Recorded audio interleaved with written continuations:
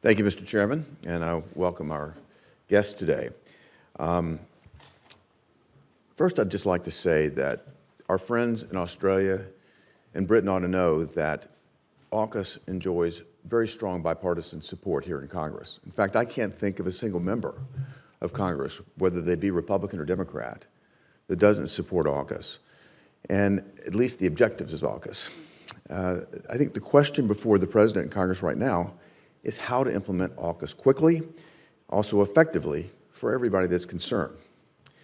As part of the first submarine pillar, the administration has put forward a plan for the United States to sell and transfer some 3 to 5 nuclear-powered attack submarines to Australia starting in the early 2030s.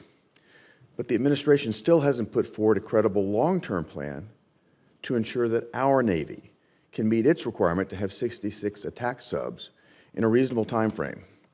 And ladies and gentlemen, that's a problem. Today, the Navy has 49 attack submarines. That's roughly 25% short of its goal of 66 submarines. The pace of making, as I've read, maybe 1.2 submarines a year, by giving these submarines to Australia, that'll put us 3 to 4 years behind in our production process. And looking at the Navy's most optimistic projection, they don't see realizing this goal of 66 attack subs until the year 2049. That's before taking into account the submarines that we would send to Australia. I understand that there's talk about maintenance being some type of fix for this, maybe extending the life of the submarines that we do have in service, but we're only at 75% of our goal right now in terms of how many submarines that we have. This is a Band-Aid fix. We've got to look at our capacity. There's no real substitute, I think, for having a strong industrial base to build these submarines and to meet our deterrence goals. And I'll start with you, Assistant Secretary Carlin. Do you agree or disagree with anything? Do you agree with what I said, or do you disagree in any way?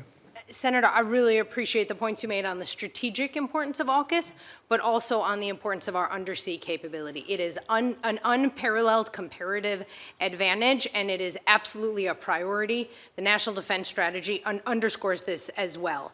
And the points I'm making on maintenance are in no way to ignore, to be clear, the importance of production as well.